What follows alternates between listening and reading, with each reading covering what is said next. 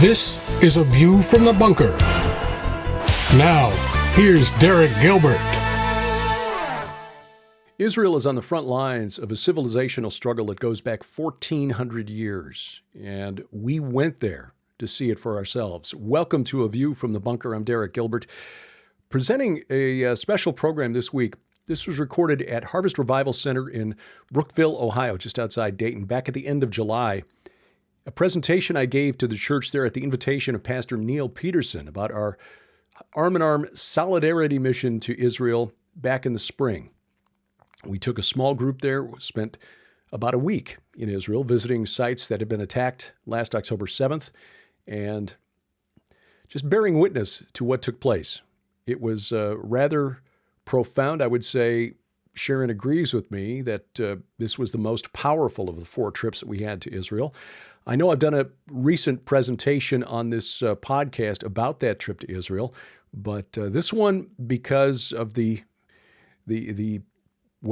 kind staff there at Harvest Revival Center, is much better in terms of production values. So you'll get more of the images and the video that I took as part of the presentation. Also, unlike the previous discussion that I had for this podcast, spent a little bit of time at the beginning of the presentation on the history of the conflict there between Israel and Hamas. It did not begin in 1973. It did not begin in 1967, 1956, 1948, or even with the founding of the first Zionist Congress at the end of the 19th century. This goes back much, much longer than that. But in the 20th century, it has come to a head. Now in the 21st century, we're seeing it play out. And as we're recording this, just a timestamp, but on Friday, August 30th of 2024, there are some intelligence analysts here in the West who believe that Hezbollah is planning another attack on Israel. One was foiled just this past Sunday by the Israel Defense Forces, the IAF, taking out some 6,000 Hezbollah rockets and drones that were being prepared for launch. Will the attack happen, or is this just part of psychological warfare? We're still waiting to see if and whether or when Iran responds to the assassination of Hamas leader Ismail Haniyeh in Tehran on July 13th. So a lot going on in that part of the world. We went there in May. We're planning on going back in November, God willing. We'll tell you more about that at the end of this program. But now, from late July, the presentation I gave about our solidarity mission and why we stand shoulder to shoulder with Israel. Took a trip to Israel and went with a small group because we wanted to see with our own eyes what took place there since last October. You've seen the videos, you've seen the pictures, you know what's happened, and it is presented somewhat differently in the Western media. We found that out last year when we were there in March, and some of the protests over judicial reform began, and people were in the streets. At least that's how it looked in the Western media. The streets were full of protesters. And even the alternative media was saying, Israel is on fire. The embassy is telling Americans to get out. The parks are closed. The airport is shut down. People are... And we were there, our hotel, just a few blocks away from the center of government in Jerusalem. Rory was there with us. You remember. What did we see? We saw about a dozen people with Israeli flags standing at the roundabout. Where was the... We didn't see it, but our friends back home thought we were in danger, that we'd be trapped in Israel. We also saw it in 2018 when we were there. We were there, and the Lord led Sharon to say, when we were picking dates, hey, let's go on and around May 14th, which was Israel's independence. That'll be great, because it'll be 70 years since they declared independence. 70, what a great biblical number. And then President Trump said, hey, we're going to move the embassy after we picked the date. So we were in Jerusalem the very first day that they had the sign posted, American Embassy, this way. Like, yes! We've got an issue of the Jerusalem Post framed and hanging on a wall in our home. Thank you, Mr. President. Donald Trump entering a room going, they passed those out in the hotel. I wish we'd been smart and ran up and down the hall and collected them all because we could have sold them for a fortune on eBay. But we didn't. Missed opportunity. But that's beside the point. The people in Gaza, Hamas, stirred up days of rage. And there were protests and fires and tires burning along the border fence. And again, the media back in the West presented it as though Israel's on fire. We were getting emails and text messages. Are you guys okay? And we're in Jerusalem. The elevator of the hotel, reporter for the BBC, laughing about how he's going to go down to Gaza and do a stand-up down there. He's going to be back in time for cocktails. We're seeing in the streets of Jerusalem people pushing, little buggies around, strollers. Life going on as usual in Israel. And we saw that in May. In Tel Aviv, Jerusalem, life as usual. What's going on over here in the West? This is a protest 1 week after the Hamas attack. New York City. That's a professionally printed sign. A bunch of professionally printed signs back there. By any means necessary. The world doesn't often agree on many things. But one of the things that we've noticed since last October 7th is that we can now finally imagine we're watching a scenario unfold that could bring the entire world against Israel. We are watching a scenario, whether this is it or not, something like this, where a dynamic world leader could rise up and say, Israel, you've refused to listen to the consensus of the world. We are coming to stop you. If you've read the book of Revelation, you kind of see where that leads. Revelation 19. Last October 7th, 1,200 Israelis, 240 taken hostages. As of this day, 111 have not yet returned home. 111 out of 240, almost 300 days in. 300th day is what, Tuesday? I think we checked. That 111, by the way, includes about 39 that the Israeli Defense Forces believe are no longer among the living. The chant that is heard on college campuses, protests around the country, around the world today, from the river to the sea, Palestine will be free. You do understand what that means, right? From the Jordan River to the Mediterranean Sea, Palestine will be free. Now, the irony here is that a free Palestine is the last thing Hamas wants. They want a Palestine ruled by their iron fist. You do understand that Gaza has not had an election since 2006, when Hamas took control of the Gaza Strip by killing their rivals in the Fatah Party, which controls the Palestine Liberation Organization and rules Judea and Samaria, what the world calls the West Bank. When Israel pulled out in 2005, forcibly removing Jewish settlers who had settled in communities in the Gaza Strip, Hamas waited until the Israeli soldiers were out, then they rose up and killed the opposition party. They have not had an election since 2006. Mahmoud Abbas, the head of the Fatah party, has not allowed an election since then either, because he knows that if he did, Hamas would win in Judea and Samaria. So Palestine, if it were under Hamas control, would not be free. It would be free of Jews, which is what the original Arabic phrase means. The original Arabic it's been cleaned up for English consumption.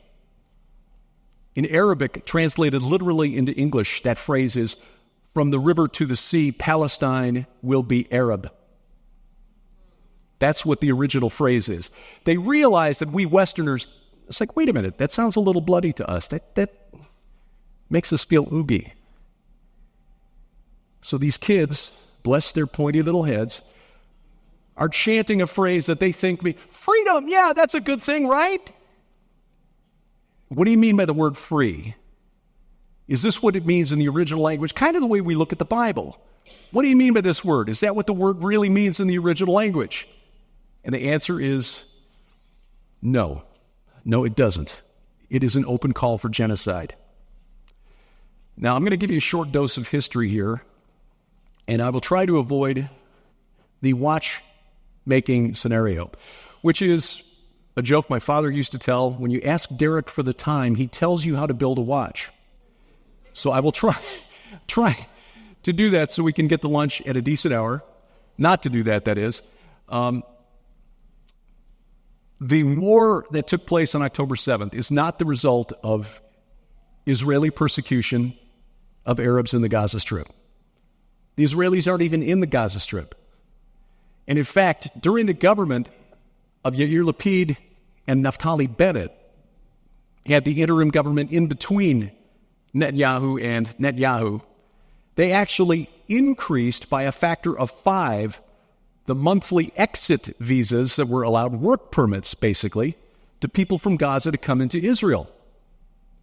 Because they believed that if they extended the economic benefits of Israel to their Arab neighbors in Gaza, there would be peace. And instead, according to investigative reporting that's been done, Hamas sent operatives over to work as gardeners and maintenance men and so on that conducted detailed intelligence surveillance of these communities. Hamas fighters that were neutralized on October 7th were found to be holding very detailed maps. Dog lives here. Security person lives here. Weapons are stored here. This was how they took advantage of, we're going to loosen the restrictions on travel to Israel so you can come work. We will hire you. You will become part of our... As a result, 1,200 dead Israelis, 240 taken hostage, 111 still not home.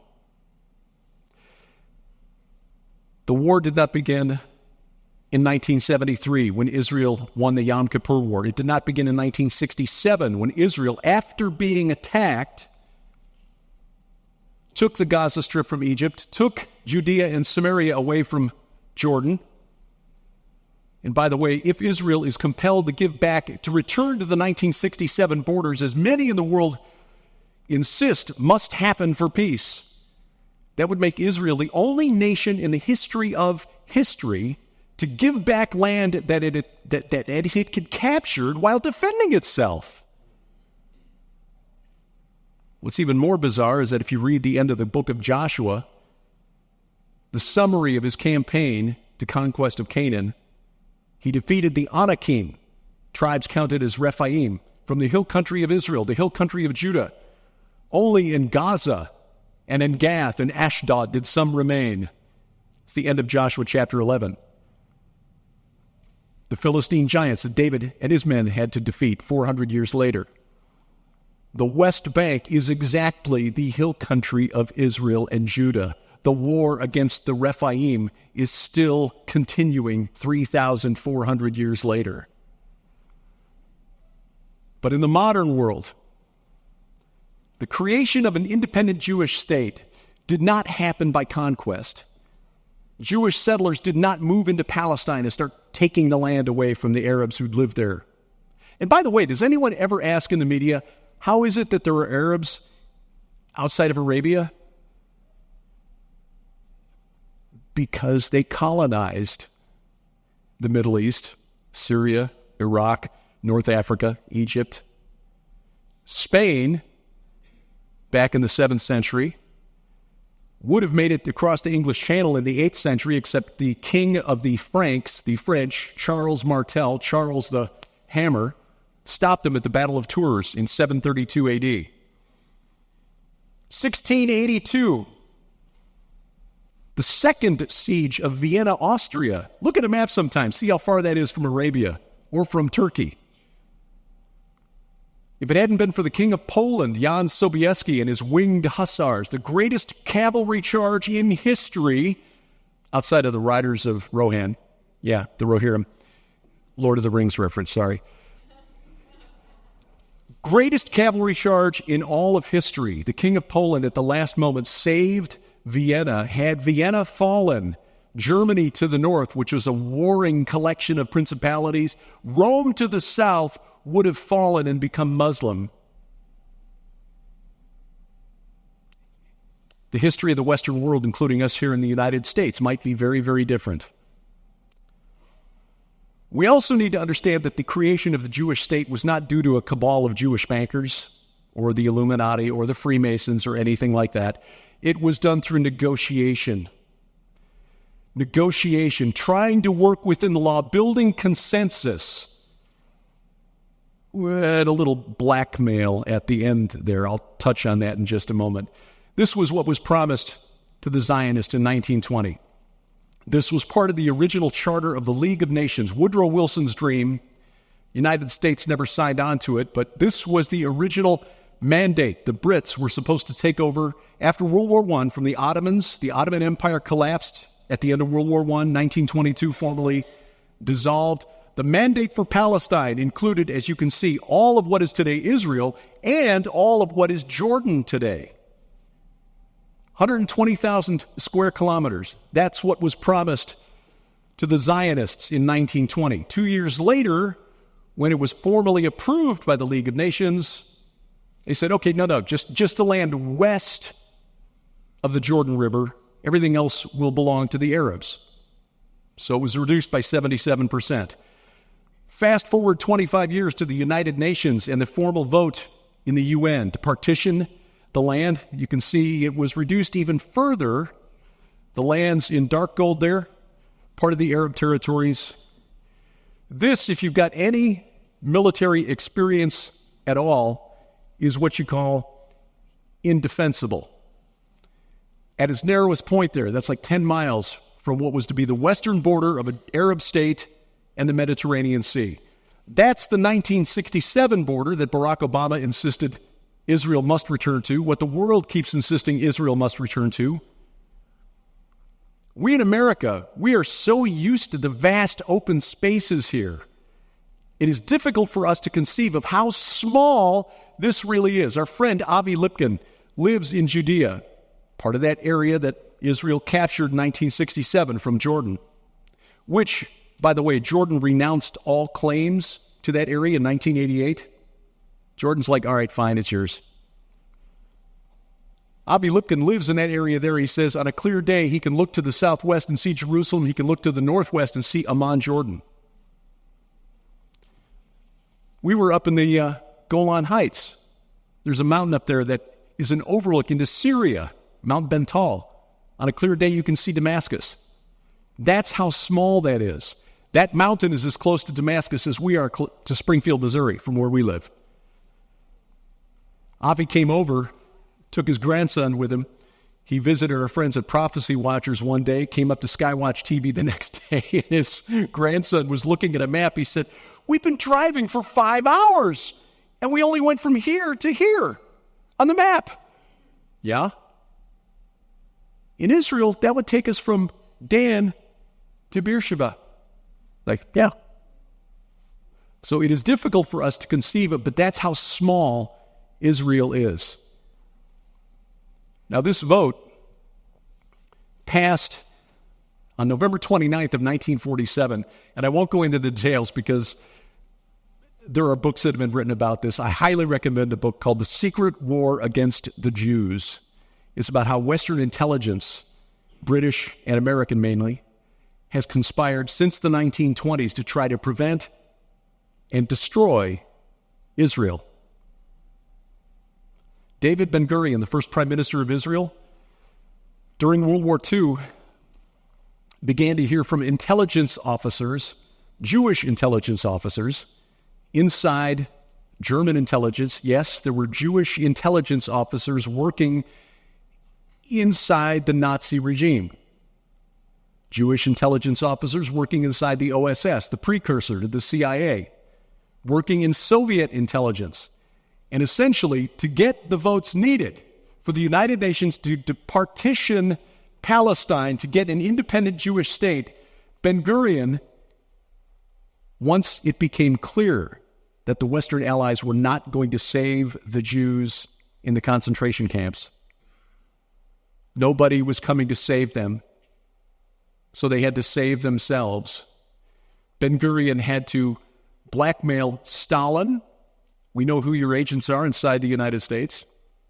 Had to blackmail Americans, like the Dulles brothers, and Nelson Rockefeller later became the vice president under Gerald Ford, whose connections with Standard Oil made him a lot of money during World War II. Mr. Rockefeller, we know who you were doing business with during the war. That's treason. We will tell what we know unless you get your contacts in Latin America to vote for us. 19 votes. The Soviet bloc, Stalin, wanted to preserve his intelligence assets inside the United States. And so, lo and behold, 72% of the votes went for Israel. The Arabs were stunned because they had all the oil, which is why they had the intelligence agencies of Great Britain and the United States in their back pockets. They were making lots of money for British Petroleum and Standard Oil and other companies. But notice, from 1922 to 1947, the way the promise shrunk.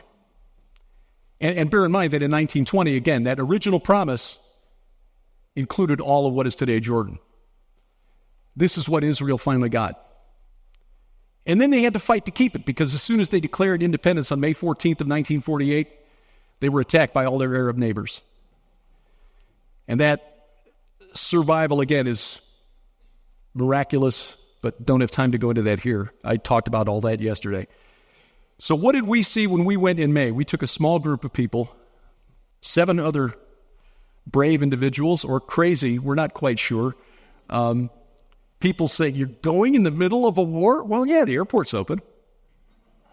But there were people, and we had people, God bless them, from 3 continents.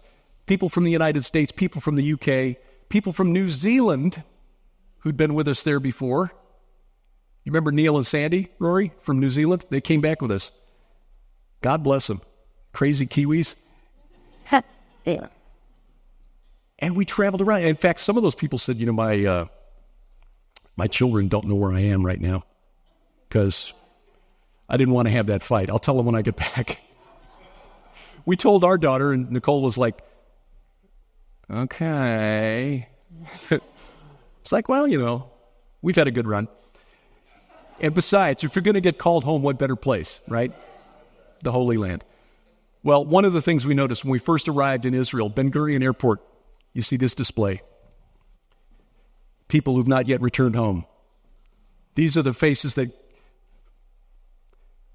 greet you at the airport. Flying to other cities, flying to Dayton, Atlanta, Chicago. You get all these signs from the mayor. Hey, welcome to our town. Our town is great. You fly into Israel. Bring him home. Bring him home. Bring her home. There are still 111 of those. We also noticed when we got to our hotel, which interestingly was just a block and a half from the official residence of Prime Minister Netanyahu. Once again, it was one of those things. Where are the protests? We told that people are on the streets protesting the Prime Minister. There's nothing going on here. One night there was a protest across the street from the hotel. There's a little square with a fountain called Paris Square, which apparently is the official protest site in Israel or in Jerusalem, because they keep police barricades just kind of stacked up against the walls over there. And okay, protest, all right, let's put the barricades out. So one night, we're in the hotel, 7 p.m. For a couple hours, we hear boom, boom, boom, boom. But very politely at 9:30, they started closing up, and then they went home. That was it. It was not what we were seeing on the news over here, which was why we went over there so we could see with our own eyes without the filter of the corporate media. Our first day, we went to Tel Aviv, and we went to a facility called the Shiva Rehabilitation Center. This is where IDF soldiers have been wounded in the war. This is our small little group here, and this is the courtyard of this facility. which, by the way, is staffed by a diverse group. Jews, some Orthodox, some Reform, some we couldn't tell, some clearly Muslim, all working together, working to heal soldiers. Now, this was a challenge for me. You might not think so, because I'm comfortable getting up in front of a group with a microphone. I made my career as a radio broadcaster for a number of years, sitting in a room, a place like St. Louis, Philadelphia, Peoria, Illinois. Psychologically, it's different. It's different. But when I'm up here, this is like first grade me coming home from school and saying, "Hey, Mom, guess what?" Tell her everything I learned at school that day. So, this is me saying, "Hey, guess what?" That's fine. I can do that. But for 4 years, I worked in outside sales, and I had to go into guys' offices, people's offices, purchasing agents, and talk to them one-on-one. That's hard. That's hard for me. Sharon and I are introverts. We loved the lockdowns. We have to work from home. Oh, rats. Darn. And now we get to do it all the time, which is a blessing. But here, we went into the hospital. We said, okay, what do we do? Do we have anything scheduled here? It's like our tour guide, Yeshai, who's the gentleman in the white baseball cap back there, best guide in Israel and hilarious. He said, go down the hall. If you see an open door, go in, introduce yourself. Like, go in and talk to them. And so we did.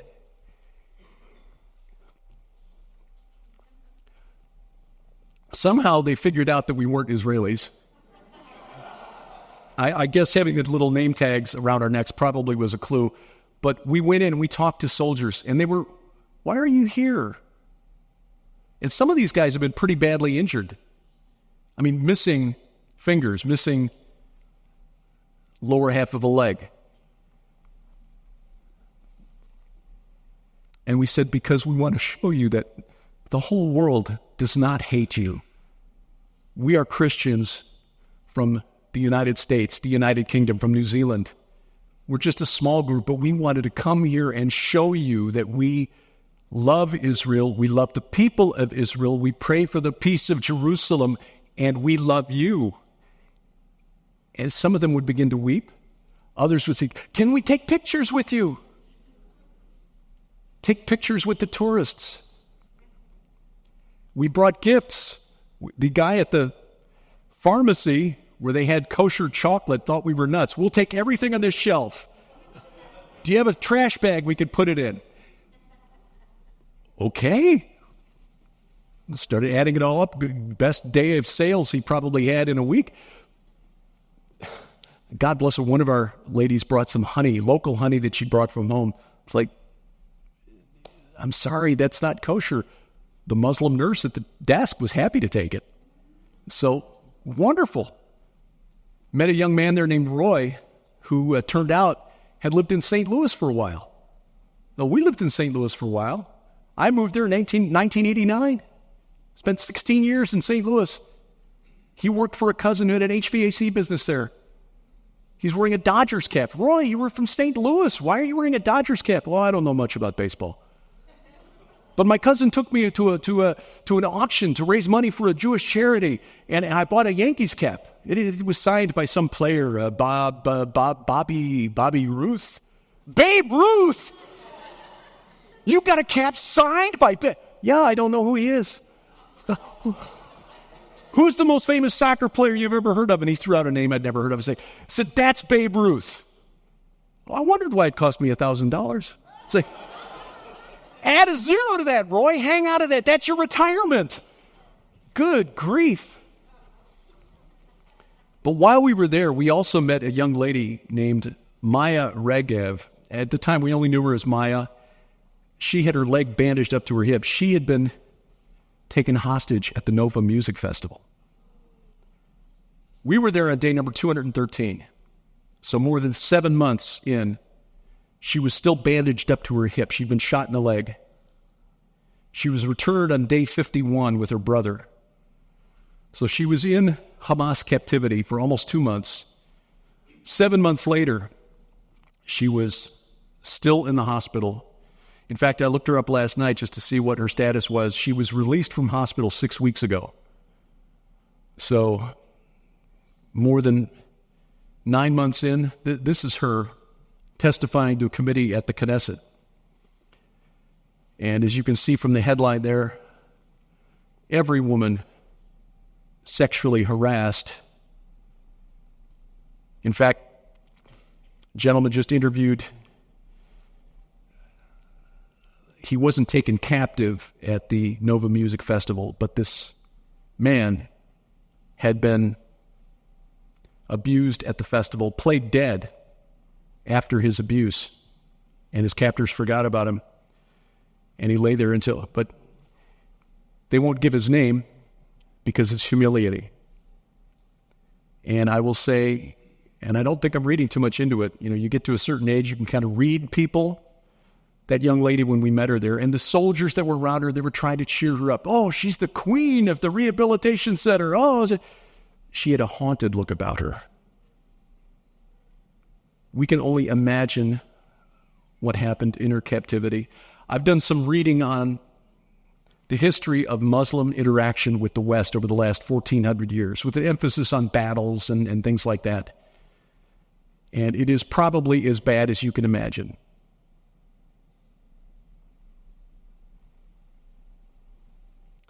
But they were very touched that we'd come there. No agenda. It's not like they had a thing set up. It's like, okay, today at 10 o'clock, the Americans will come in and wave hi. No, we just went down the hall, met people, shook their hands, heard their stories. And again, they were just surprised. Why are you here? Then we went to Hostage Square in Tel Aviv. I said day 213, day 214. We went to Hostage Square, which is a rather powerful reminder of what Israel is living through right now. As a percentage of the population in Israel, what happened on October 7th is huge. It is like 9/11 times 10. If this had happened here in the United States, the numbers would be staggering. 10 million people in Israel, 1,200 killed. Now take that percentage and multiply that times 360 million. So this is the square, a pan of the view of the square. A number of displays there to kind of illustrate what happened on October 7th. The yellow chairs representing the hostages. And that sign there, "Bring us home now." We saw a number of billboards around Israel demanding the return of the hostages, some of them very political. There are those who blame Prime Minister Netanyahu for not getting the hostages home, as though he somehow can compel Hamas to do anything. But Israel is just as divided politically as we are here in the United States. In fact, friends of ours over there say that Prime Minister Netanyahu is considered an outsider there in the way Donald Trump is an outsider here. He is educated here in the United States, which is looked down upon by the elites in Israel. There are those who say that this intelligence failure on October 7th was so inconceivable that Netanyahu must have known he allowed it to happen so that then he could go ahead and do what the IDF is doing in Gaza right now, ethnic cleansing of Gaza. Our friends there tell us that because Netanyahu is such an outsider, it is likely that the hierarchy of the IDF, which is shot through with socialists, only tell him what they want him to know. In the same way here in the United States, there were articles that came out after the 2020 election praising the brave souls in the Pentagon who saved the world from the dangerous policies of President Trump by not telling him things that he was. Wait a minute, he's the commander-in-chief. Isn't it your constitutional obligation to tell the commander-in-chief and let him decide? Oh, no, he's a threat to the world. He's dangerous. That's how the IDF sees Netanyahu, apparently. And so their belief is that it's more likely that the IDF, which was kind of filled with conceit. Oh, Hamas is totally subdued. They are deterred. They wouldn't yes, we know that they're drilling attacks on mock-ups of IDF facilities in the Negev. They're drilling how they would go about attacking one of our kibbutzim there. It'll never happen. They're just doing it for show. So we're not going to tell Bibi because he might overreact.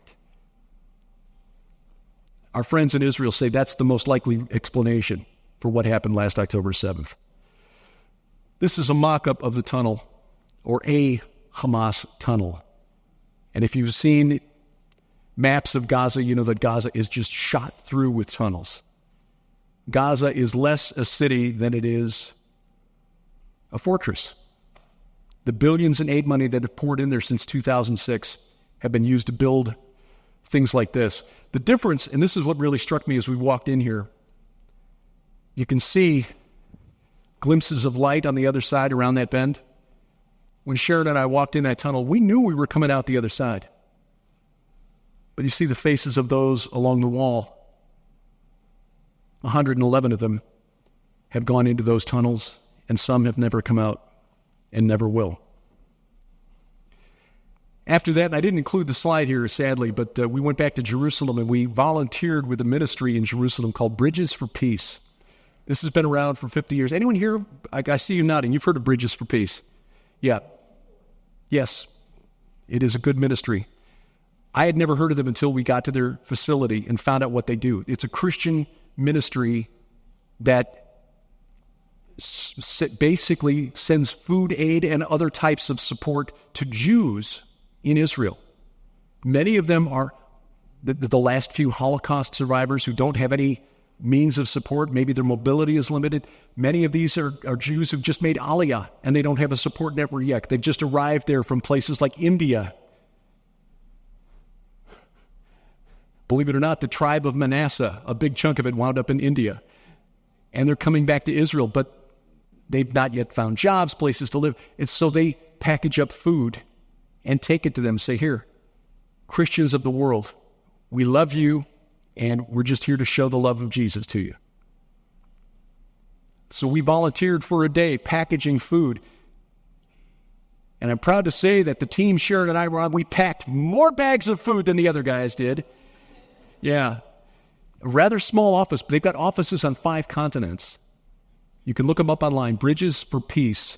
I did an interview with the local director there, and it was something we plan to do. We asked them, in fact, when we take our full tour back next March, if we could get the whole tour in there.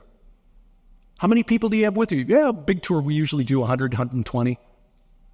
We couldn't fit 120 people, but we'll find a way to use them. So, yes. And we are going back on another tour like this, a small, what we call solidarity mission in November, and we plan to go back to Bridges for Peace. The following day, we went to the Negev, the area in the south that was attacked. This is from the overlook from the town of Sderot, which is a town of about 30,000 people, 35,000 people. You see this light area here? That's the border fence with Gaza. It is literally half a mile from Sderot. So when they cut through the fence at about 6 dozen places, with their ATVs and their motorcycles, they only had half a mile to cross to get to the town of Sderot, where 70 people died in those attacks. While we were there, we could hear explosions in the distance from the IDF operation in Rafah in the south. That radio tower that you see in the back there, in that area to the north, that's the Israeli city of Ashkelon. It is, again, a small place compared to what we are used to. And it is astonishing that half-mile distance was all that separated them from death on that day. From the overlook, we went to a playground. This is a playground in Sderot. You see that brightly colored? Looks like it looks like a caterpillar. The head end of the caterpillar up there. Believe it or not, that doubles as a bomb shelter. This is a look at at the front end of it. You can see how thick that wall is, made of concrete. It's because Sderot is only 15 seconds from Gaza as the rocket flies. When the red alert sounds, children know, run into the caterpillar. Because if you don't, well, on October 7th, this caterpillar, you see those marks there? Shrapnel from a bomb that hit that playground on October 7th. The children know. When the alert sounds, get into the caterpillar or get into the little Smurf treehouse painted in bright colors, but 8-inch thick concrete. Who lives like that? Well, Israelis do for the last 75 years. From there, we went to the police station in Sderot. This was the site of a fierce battle between the terrorists and a group of Israeli civilians and police officers. This is what's left of the police station. That's rebar coming up from the foundation, or what had been the foundation, is now turned into a memorial. 30 officers and civilians inside the police station lost their lives that day. 70 people in Sderot altogether, including 15 people who were on a van, senior citizens who were trying to get away. And this kind of hits close to home for me because my mother is 87, lives in a nursing home. And so here you had a van load of 15 senior citizens trying to get away. And the van blew a tire. And while they were trying to change the tire so they could get out of town with the gunfire and the explosions around them, Hamas terrorists caught up with them and shot senior citizens who are no threat to these young fighting men, armed fighting men, and they killed them because they're Israeli. They're the enemy.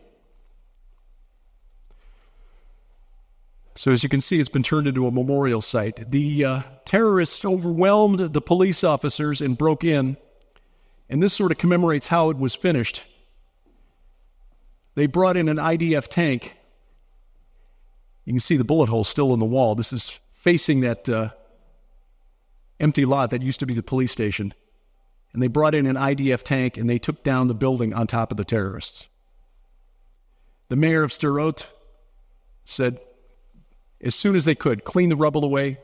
We're not going to rebuild on this site. This site will become a memorial to the police officers and to the people who died that day. But this is directly across the street from it's a civilian neighborhood. Those are apartment buildings. And we found out the reason for that memorial on that center building there.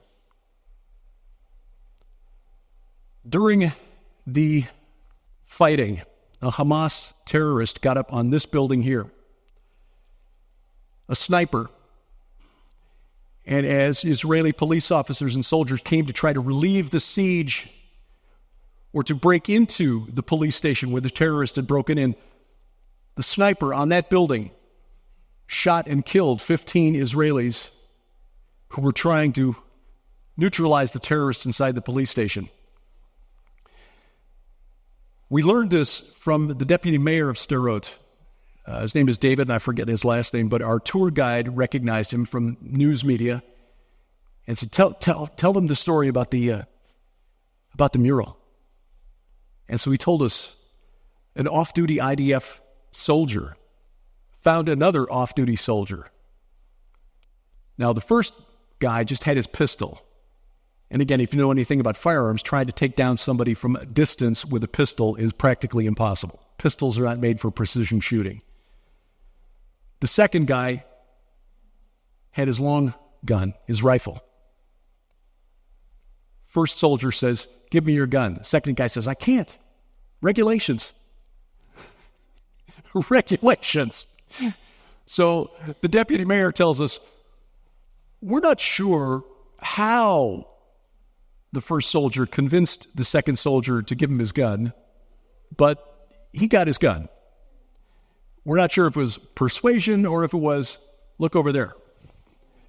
Either way, he got the gun and he got inside one of the other apartment buildings and climbed up to the third floor, got into one of the apartments there, broke out the bathroom window and shot from the bathroom window a rifle without a scope and took out the sniper, the terrorist.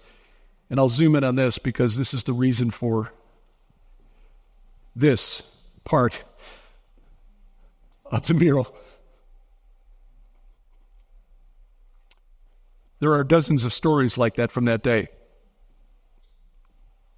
And again, the people of Sderot planning to turn that into a memorial now. From there, we went to the village of Ofakim. This was the site of a story that we heard about the day after the event. We watch I-24 News out of Tel Aviv. Remarkable story. We didn't know we were going to hear it that day, but you can see the people in the neighborhood who are still trying to rebuild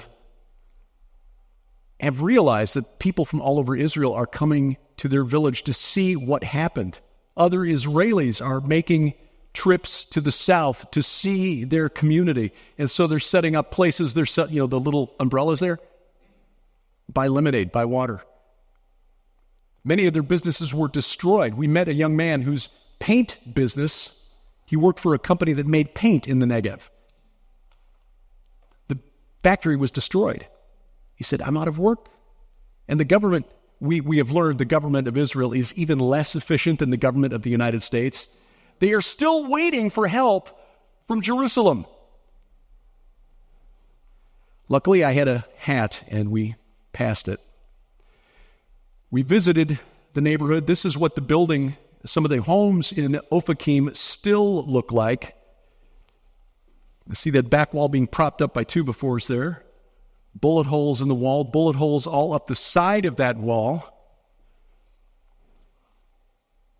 You can see the bullet holes there.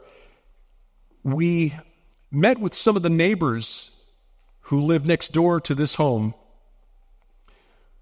who had security camera footage they had downloaded to their phones from that day. And they were showing us, and again, they were telling us this through a translator.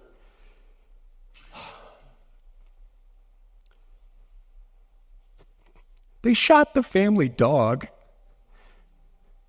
The dog was terrified. It was on the security camera trying to get in the house.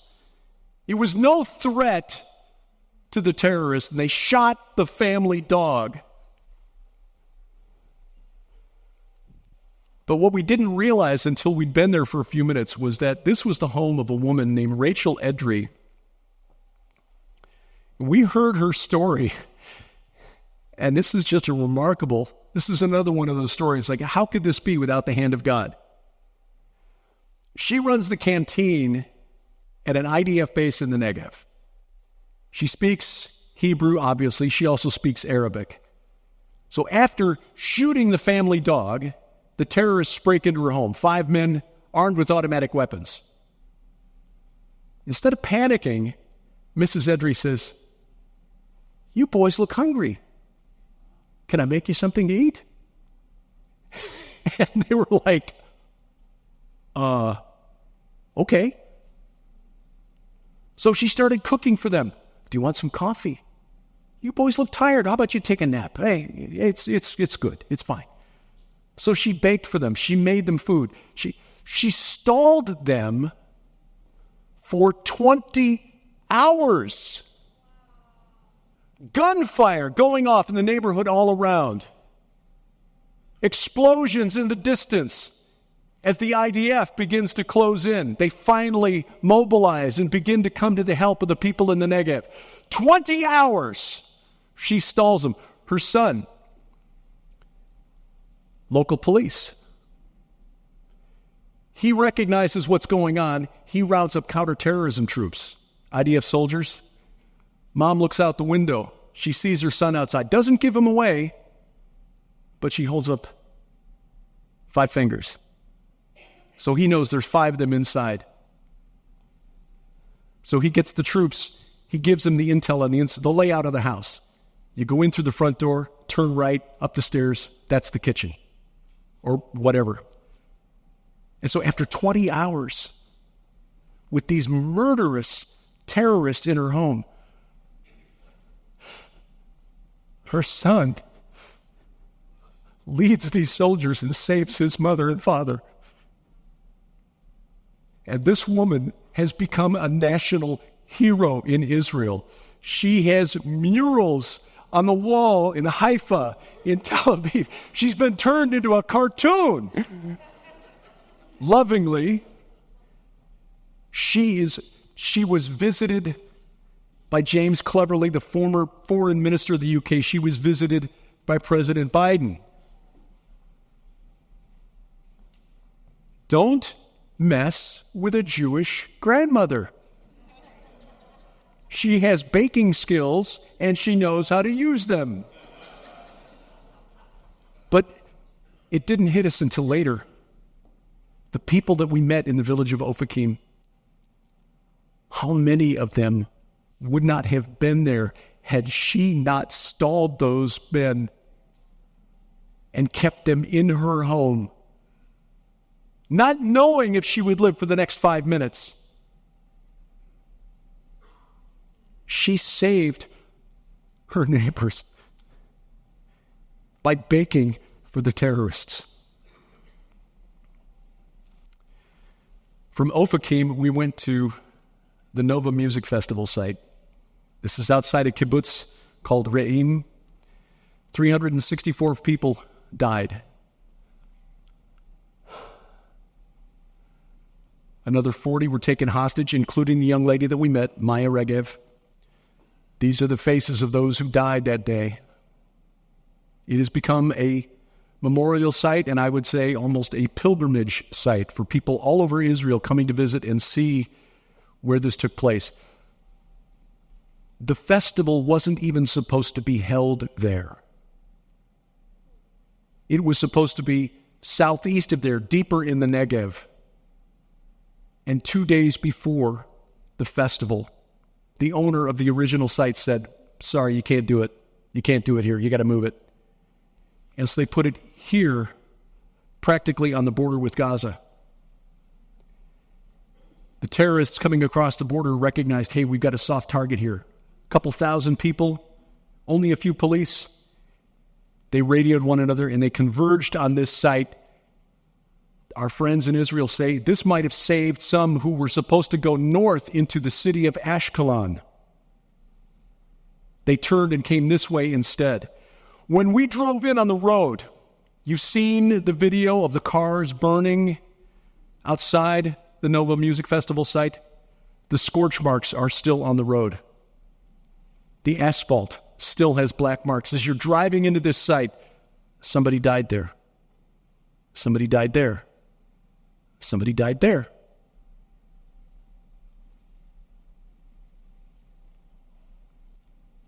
It is, as you can see, a young lady there from the IDF. Soldiers coming there to see, this is why we're fighting.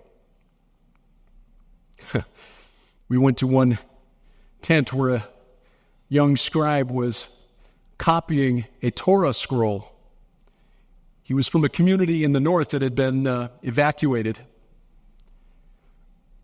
That was one of the curious things about our hotel in Jerusalem. In years past, when we've gone to Israel, the hotel is filled with people, tourists, people from the United States, from Europe, from China, from Africa. This time it was all families who'd been evacuated from the border with Lebanon.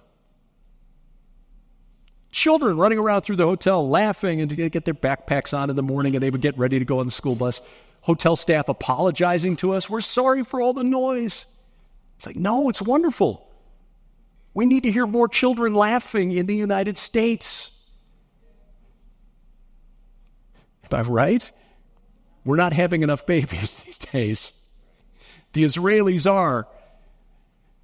And so this man who was copying a portion of Deuteronomy would allow people to come in for a donation, place a hand on his while he was copying the Torah scroll. So a little section of Deuteronomy or Genesis, excuse me, it was Genesis. It was the story of Eliezer, Abraham's servant, praying to Hashem to show him the wife for Isaac. And this young man using that to raise money for his community that had been evacuated in the north. And now, I am officially a righteous Gentile. Yeah. I will take that. This was a very powerful place, a very emotional place, very somber, despite all the beautiful colors and flowers that you see there. These people were there for a trance music festival, which, spiritually speaking, not something we would condone or recommend, but they didn't go there expecting to die or to be abused or tortured or raped, and all of those things happened on that ground. And again, we're going back in November, God willing. A lot depends on what happens in the next few days. Did you hear the news last night? Hezbollah fired a rocket into northern Israel. It hit a soccer field. 12 Druze children. Druze are like an offshoot of Shia Islam. They believe that their first prophet was Jethro, the father-in-law of Moses. 12 children, aged 10 to 20, killed, dozens more wounded. Israelis and the Druze are furious. So there may well be open war in Lebanon here very soon. We visited the sites that you would want to see in Jerusalem, and I will talk about those some other time. I will just conclude this portion with this. We visited the Temple Mount. This is one of my favorite photos from this trip. This was us touching the mezuzah on the gate leading into the old city. I think it was the dung gate, actually, that we went through, but that's okay. This was our little group, and I will treasure that photo for the rest of my life. But the reason I wanted to include this, first of all, we've been on the Temple Mount 3 times now. We've never seen it this empty. But this is what this spiritual war is all about. Again, I say it did not begin in 1973. 1968, 1948, or with the Zionist movement in 1897. It goes back to the Mount of Assembly. This is a phrase that comes from Isaiah chapter 14. How you are fallen from heaven, O day star, son of dawn, or Lucifer, son of the morning. How you are cut down to the ground, you who laid the nations low. You said in your heart, I will ascend to heaven above the stars of God. I will set my throne on high. I will sit on the Mount of Assembly. Key phrase there, in the far reaches of the north. I will ascend above the heights of the clouds. I will make myself like the Most High. The famous 5 I wills. Mount of Assembly, that phrase in Hebrew, Har Moed. Har Moed. That is the Hebrew phrase that John transliterated into Greek as Har Magidon, which we then have mistranslated into English as Armageddon. It's the Mount of Megiddo. No. In the ancient world, in the ancient Near East, it was understood the gods met on the Mount of Assembly. Think Olympus in the Greek myths. For the Canaanites, that was Mount Hermon. For the God of Abraham, Isaac, and Jacob. For Yeshua, HaMashiach, it's the Temple Mount, the Har Moed. Revelation 19, the world comes against Israel for control of this. This is where Armageddon takes place. The Har Moed. So when we go to the Temple Mount, it is like, man, we're on ground zero. This is not just a historic curiosity, which is what Moshe Dayan thought in 1967 when the IDF defeated the Arab Legion, the Jordanian army, captured the Temple Mount. A soldier raised the Israeli flag. Moshe Dayan made him take it down. For him, as a secular Jew, this is just a historic curiosity. Look, we'll open it up to the Jews, to the Muslims, to the Christians. Everyone will be happy. No, nobody's happy. Because the war is spiritual. It is supernatural. And it will not end until Jesus returns in the clouds in great glory. And let me finish with this. God is not done with Israel. There are some in the church, and this is why I get passionate about this, because there are some in the church, God bless them, who are convinced that we have replaced Israel in the promises of God. That we are Israel. Spiritual Israel? Yeah. Physical Israel? No. Now, I know Vice President Harris loves Venn diagrams. There's a really cool Venn diagram that shows the overlap between us and Israel. And I will say this, as a Christian, we all understand that all of us need Jesus. As the Lord said, I am the way and the truth and the life, and no one comes to the Father except through me. But as I said at the beginning, if we approach them and say, look, everything you know is wrong, they're not going to listen. Which is why we appreciate ministries like Bridges for Peace. Show the love of Christ. God is not done with them. Jeremiah, chapters 31 through 33. I'll just read a small section from Jeremiah 31 about the restoration of Israel. The word that came to Jeremiah from Yahweh. Thus says Yahweh, the God of Israel, write in a book all the words that I have spoken to you.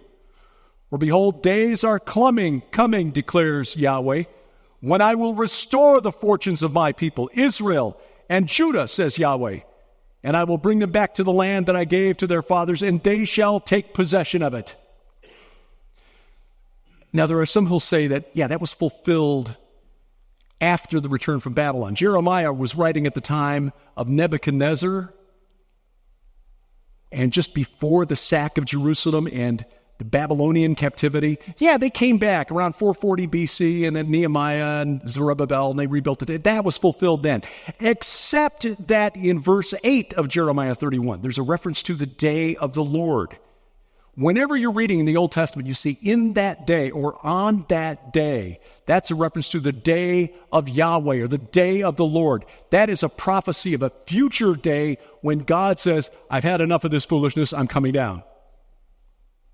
When he appears on the battlefield, Revelation 19, Ezekiel 38 and 39. When he appears on the other side, let me tell you something. The one time you do not want the Lord to make his face shine upon you is when you're in the enemy army. And that is going to happen someday, on that day, or in that day. This is not that day. So these promises of the future fulfillment or for the end times. Paul wrote in Romans chapter 11, I ask then, has God rejected his people? By no means, for I myself am an Israelite, a descendant of Abraham, of the tribe of Benjamin. God has not rejected his people whom he foreknew. Do you not know that what the scripture says of Elijah, how he appeals to God against Israel? Lord, they have killed your prophets. They have demolished your altars, and I alone am left, and they seek my life. But what is God's reply to him? I have kept for myself 7,000 men who have not bowed the knee to Baal. So too, at the present time, there is a remnant chosen by grace. Now, bear in mind, Paul wrote this 20 years after Pentecost, which we agree is the day the church was created. Paul's saying 20 years later, no, God's not done with Israel. And there is nothing in Scripture that suggests that that is the case.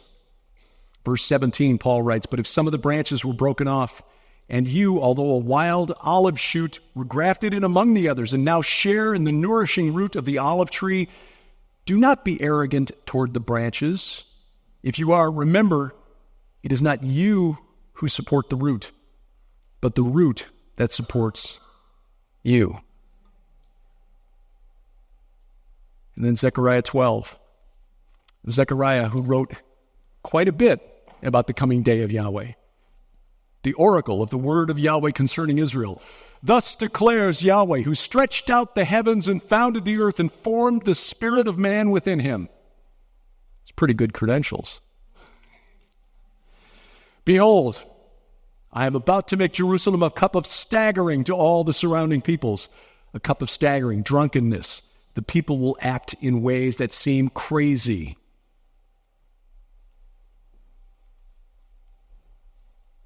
The siege of Jerusalem will also be against Judah. On that day, I will make Jerusalem, again, that phrase, on that day, I will make Jerusalem a heavy stone for all the nations. All who lift it will surely hurt themselves, and all the nations of the earth will gather against it. The war of Gog and Magog is not just Russia and Iran and a few other nations. When Ezekiel was naming his coalition in Ezekiel 38, all the nations to the north, Persia to the east, Cush to the south, Put to the west. Those were the nations that were as far in those four cardinal directions as his readers would know from Israel. He was saying they're coming from the whole world against Israel. That's what Zechariah is saying. Verse 8, there's that phrase again, on that day, Yahweh will protect the inhabitants of Jerusalem, so that the feeblest among them on that day shall be like David, and the house of David shall be like God, like the angel of Yahweh. That's Jesus, by the way. Going before them, and on that day I will seek to destroy all the nations that come against Jerusalem. This is why I say standing with Israel is standing on the right side of history. You do not want to be on the other side of the battlefield when the Lord lifts up his face and makes his face to shine upon those before him. Verse 10, and I will pour out on the house of David and the inhabitants of Jerusalem. He's being really specific here. Judah, the Jews. The house of David, a house within Judah. As much as I would love to claim to be in that number, I'm a Japhethite.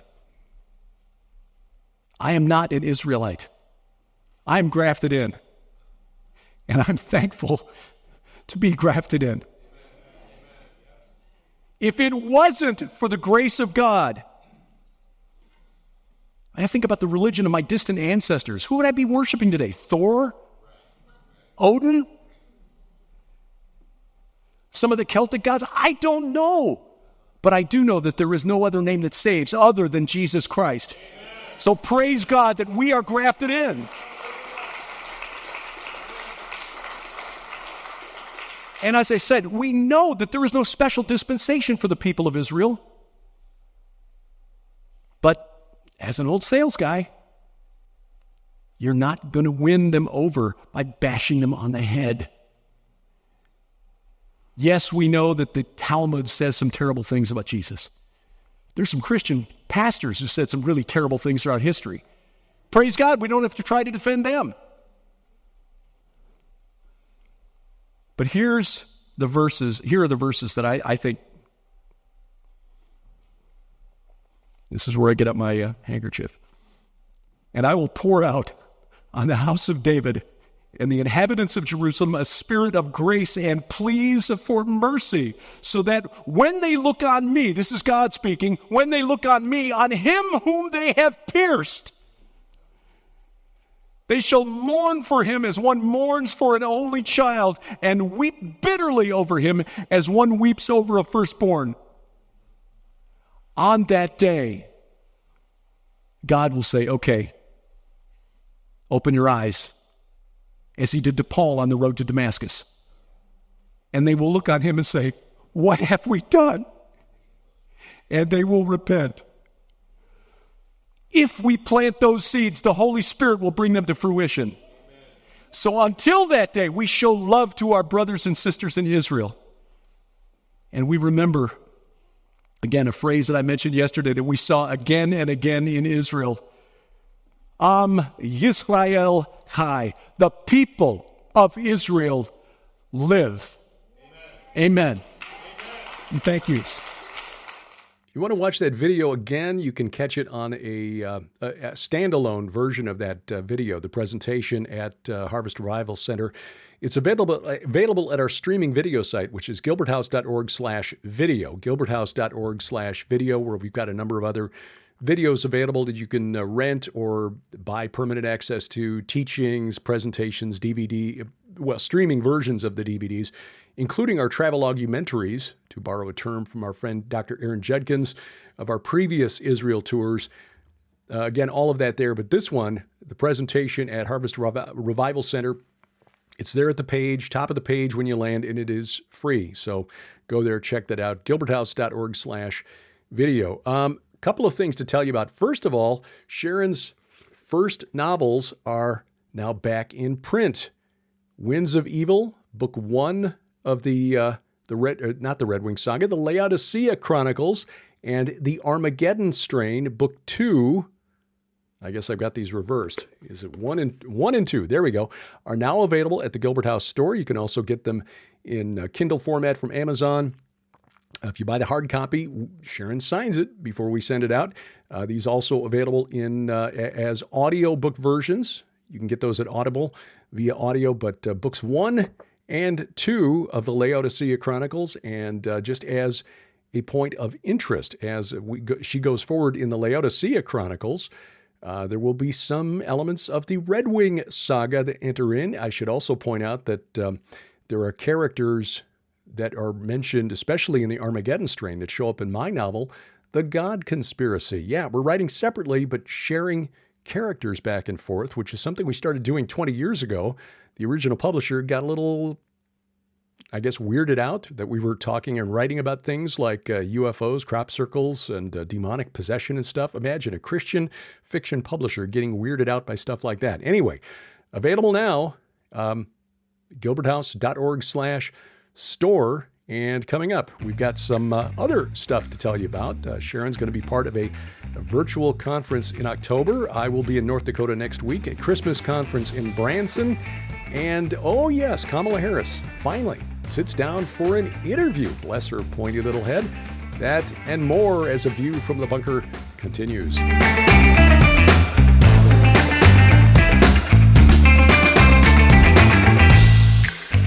It's time for back to school, and we have a special offer in September at the Gilbert House store. Back to school, it's impossible to believe. Where did the year go? Well, October is also approaching, so we have a deal for you. $35 only plus shipping and handling will get you 2 amazing books and a CD, which is interviews with Dr. Michael Heiser. Preparing you for All Hallows Eve, the month of October, when we begin to think about the spirit realm, our book Veneration, which takes a deep dive into the cult of the Nephilim around ancient Israel, the source of the demons that plague the world to this day. And also a wonderful book by our friend Vicki Joy Anderson, They Only Come Out at Night.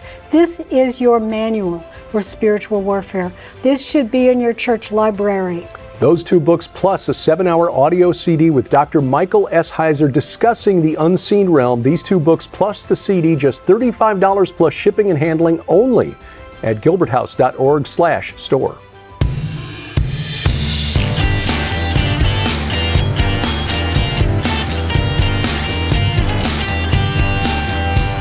Talking the walk every Sunday night from the beautiful Missouri Ozarks. This is A View from the Bunker. I'm Derek Gilbert. You'll find us online at VFTB.net. That's our web hub. Also on the social media, you'll find us Twitter or rather X, formerly Twitter, at View from Bunker, at Derek Gilbert, or at @GilbertHouse_TV. You'll find us on Facebook, the View from the Bunker page there. Please give us a like. Also, Truth Social, Gab, MeWe, Getter. Don't use those very often. Truth Social, some, Gab a little bit more often, but you'll find me there at Derek P. Gilbert, and of course on YouTube at Gilbert House. That's the channel.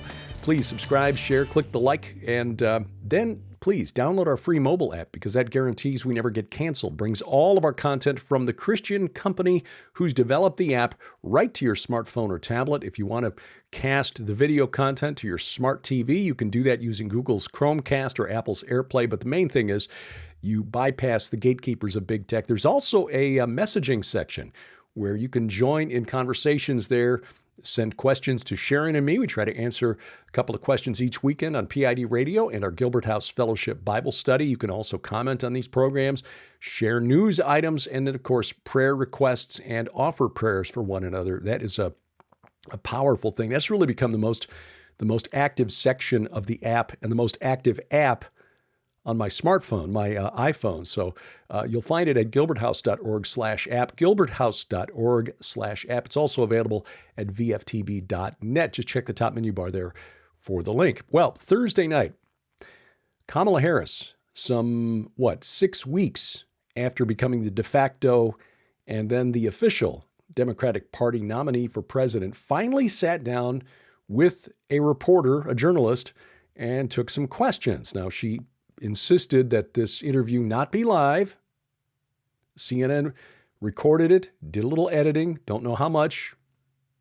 But she also insisted that her vice presidential candidate, Tim Walz, sit in on the interview with her, which some have dubbed her emotional support governor, sitting there with her to help with questions that got a little too difficult. It was similar to her speech at the Democratic convention the previous week. Good enough, not really remarkable. Didn't hit a home run, but didn't really embarrass herself either. It was really just unremarkable. If you're looking for content, if you go back and watch the video from CNN, you don't find that she really distinguished herself in any way. It was notably devoid of content, which seems to be a strategy for her campaign. They're really putting her out there as sort of the stealth candidate, just an empty suit into which voters can project what they think she's about or what they wish or hope that she's about. Similar to the way Joe Biden ran for president back in 2020. Now, he had the excuse of COVID-19 and he's an elderly man, and so he's at high risk, so he's got to stay for his own safety. He's got to stay. Donald Trump went out and campaigned. And here, Kamala Harris doesn't have that excuse. COVID is still around, but we're not nearly as dangerous as we thought it was back in 2020. She is not suffering cognitive decline, so they don't need to hide that, or at least she doesn't have that excuse to cover up for the sometimes vapid and content-less answers that she gives to questions. For example, when she was asked right up front what she would do on day one, she said, well, we'll strengthen the middle class. Yes, okay, good. How are we going to do that? No specifics. The thing that struck me the most, and I will say this for Dana Bash of CNN, who is no fan of Donald Trump. She's made that clear over the last 5 years. She did ask some good questions. However, she didn't follow up on a single one. When she asked Kamala Harris why you've completely changed your stance on fracking, for example. So when she was a senator, when she ran for president in 2020, she was going to ban fracking. She would push for a ban on fracking. Fracking is a type of oil drilling where you inject water fluid into the rock, the shale below the surface to free the oil from the rock. And it is an important part of the oil business in the very key swing state of Pennsylvania. It's also key in other places like Oklahoma, Texas, southern Illinois, a lot of shale, western North Dakota, a lot of shale oil in those areas. Fracking, an important thing. In fact, I was told, I didn't know this, when I was selling structural steel in southern Illinois, between 2011 and 2015, that they've been fracking in southern Illinois for 100 years. I thought it was a new thing because it suddenly became an environmental issue. No, they've been fracking in the southern half of Illinois since like 1905 or something like that. It's not a new thing. Anyway, she was going to ban it. And so when Bash asked her, why'd you change your position? Kamala's answer was, I've not changed my values. Okay. Once again, why have you changed your position on the border wall? Which, when Donald Trump was promoting it as senator and candidate for president, she was calling it a waste of money, un-American. And now she's saying she wants to spend hundreds of millions of dollars to complete the wall that Trump started. The material was procured under Trump, and then it was left out when Biden took office. Day one, stopped it and left the steel tubing out there to just rust. Anyway, she's now flipped on that. Why? Well, because it's become a campaign issue in Democrat cities where they're having a real problem with new arrivals. Again, her main response is, my values have not changed. Okay. And she may even believe that she's telling the truth when she says this, but her value appears to begin and end with this one sentence: I really, really want to be president. Because everything she said in her political career is consistent with that particular value. Bless her pointy little head. I will be in North Dakota next weekend. There will be a program. I'll have that uploaded and ready to go before heading off to Valley City, North Dakota for the Pitchfork and Hoe Gathering. This will be the second year in a row. Honored to be asked to return this year. This will be next Saturday and Sunday, September 7th and 8th. The gathering itself begins on Friday. It's at the Eagles Club in Valley City. It's a big facility. And the gathering itself, the event itself, is sort of a series of seminars and presentations on best practices for homesteaders and small farmers. Organic food, small farm maintenance or administration and things like that. So really cool. And then a couple of crazy Christians, me and Dr. Doug Hamp, will be there speaking. So on Saturday, I'll be talking about our forthcoming book, Sharon's and mine, which is The Gates of Hell. That'll be out in October. On Sunday, talking about the secret history of Israel. Contrary to what many of us thought, no, I'm sorry, the Rothschilds really didn't have much to do with the founding of the modern state of Israel. And I will explain who did. The history has been hidden because many of the players involved really want it kept secret because they weren't actually trying to make it happen. They were trying to block it. So that will be next weekend in Valley City, North Dakota. If you're interested, you can follow the link at the calendar at our website, gilberthouse.org, or the calendar on our app to the Facebook page for the Pitchfork and Hoe Gathering. That's where you'll get the latest information there. Lots of live music as well, and some really great food. I mean, they've got some great smoked meats and stuff that they will be serving there, some organic pastries and stuff. So, I mean, okay, yeah, this is a chocolate muffin, but it's organic, so it's probably healthy, right? Jellies, homemade jellies and jams and preserves and things like that. A lot of other stuff there. So there's a lot more to do than just, come and hear me talk for a couple of hours. But hope we see you in Valley City, North Dakota next weekend. The first weekend in October, Sharon is taking part in the Inspiring Women webinar. This is a virtual conference being presented by Hear the Watchman. Sharon will be one of the speakers, along with Vicki Joy Anderson, Tracy Tennant, a couple spiritual warriors there. Heidi Begley, Leslie Johnson, and other speakers. Right now, there's an early bird discount. If you register right away, you get $20 off the registration, and you find out more at hearthewatchman.com. This is October 4th, 5th, and 6th. The virtual conference, the videos will be available on that Friday and Saturday. And then on Sunday, the 6th, a live Q&A session.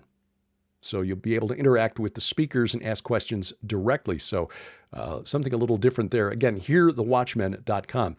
In November, I'll talk about that in a second, our next Solidarity Mission to Israel, the Branson Christmas Prophecy Conference, December 5th, 6th, 7th, and 8th. This is presented by Prophecy Watchers, so this will be a big deal.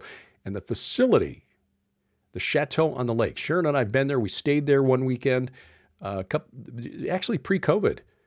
Skywatch TV had our Christmas party there, and we just decided to go down there and make a little getaway. So we stayed there. It's a great facility, beautiful hotel, beautiful area overlooking Table Rock Lake, and with a lineup of speakers like this, I'm honored to just have my name on the promo. Stick me in the back room, the small room. Give me a first speech, first time slot of the day. Don't care. Just happy to be there with L.A. Marzulli, Bill Salas, Billy Crone, Ken Johnson, Mondo Gonzalez, Josh Peck, Lieutenant Colonel Robert McGinnis, Alex Newman, Brandon Holthouse, Olivier Melnick, Larry Allison, Doug Hershey, and more. This will be a great gathering. And at that time of year, Branson is beautiful. If you come spend an extra day or two, go to Silver Dollar City, which will be dolled up for Christmas. Branson, of course, will have a lot of Christmas shows going on at that time. I can vouch for Dolly's Dixie Stampede. Man, their Christmas show is fantastic. I mean, camels and everything. So don't miss it. December 5th through 8th, the Branson Christmas Prophecy Conference. Get information at prophecywatchers.com or bransonchristmasprophecyconference.com. Now, our tours of Israel. We are planning to go back in November.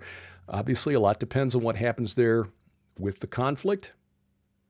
We are praying that things will remain peaceful, but we note that this week, not only did Israel preempt a massive Hezbollah strike that probably would have triggered a wider war, they also launched their largest military operation in Judea and Samaria, what the world calls the West Bank. Actually, was focused on Samaria, the northern part of the West Bank, aimed at taking out terror cells that are being armed by Iran. Iran is using proxies, not just in Gaza and in Lebanon, but in Samaria, trying to arm them and instigate October 7th type attacks in the heavily populated areas of central Israel around Jerusalem.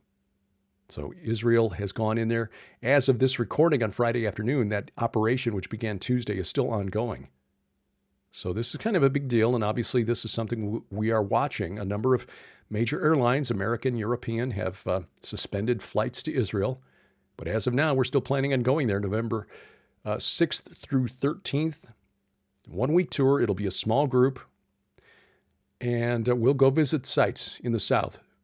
As you saw before the break, we will go back to the site of the Nova Music Festival. We will go to Sderot. We will probably go back to Ofakim. And we will visit the soldiers at the Shiva Rehabilitation Hospital in Tel Aviv. We'll go to Hostage Square. And of course, we'll go to Jerusalem and visit the important sites there, like the Temple Mount, the Mount of Olives, and others.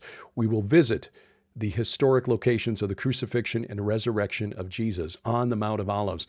So if you want more information and you're interested and brave, you can find out more at gilberthouse.org/travel, gilberthouse.org/travel. The next spring, our Iron and Myth Tour of Israel, still on March 25th through April 3rd.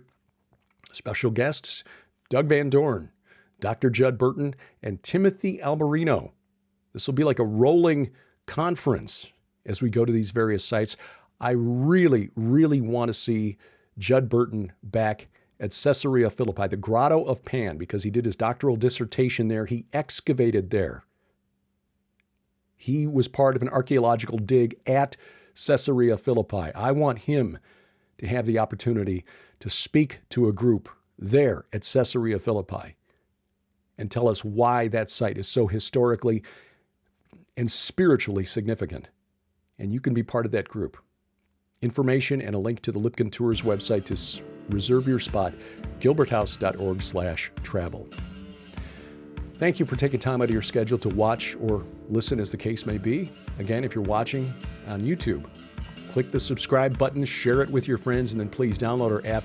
If you're listening, whether you've subscribed at Apple Podcasts, Google Podcasts, which is now YouTube Music, Amazon Music, iHeartRadio, Spotify, Spreaker, Pandora, or wherever fine podcasts are sold, thank you.